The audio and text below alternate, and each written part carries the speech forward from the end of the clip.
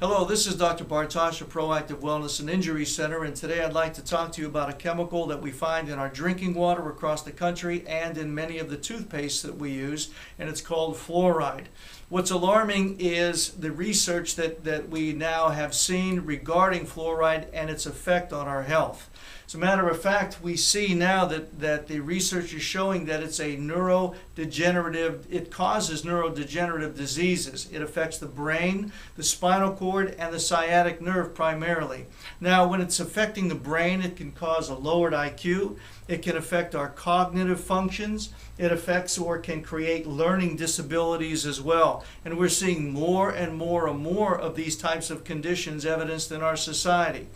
What's really interesting, however, is its effect on the thyroid. Now, years ago, when people had a hyperthyroidic condition, when their thyroid was working too much or overworking, they would immerse the individual in a fluoride bath. And fluoride had such a profound effect on the thyroid that it would reduce it, or it would cause it to slow down in its functions. Now think about this for a moment.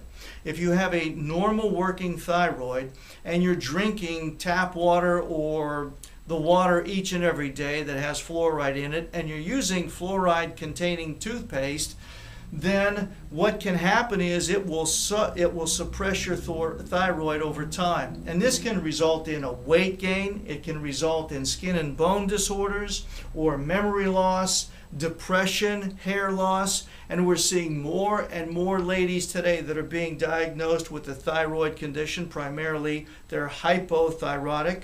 Also, we're seeing these women now with these conditions now on antidepressants.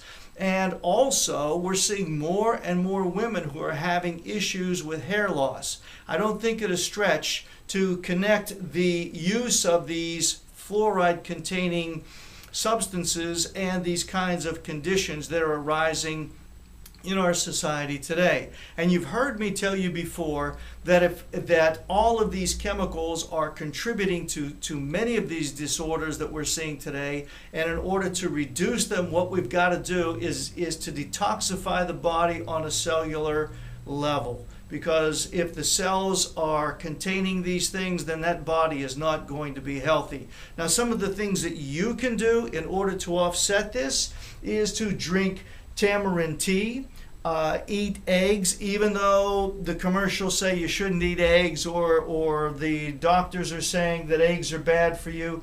Of course, if you're eating real eggs, they're very good. Onions, eat hormone-free chicken, and also eat Brazil nuts. Those are very good as well in their ability, all of these foods, in their ability to clean the body out of the fluoride. Of course, that's not the only thing you need to do. You need to check your sources and see if the toothpaste that you're using have fluoride in them, or if the water that you're drinking is inundated with fluoride as well. Remember, these are just some of the steps that you can take, because when it comes to your health, you must remain proactive.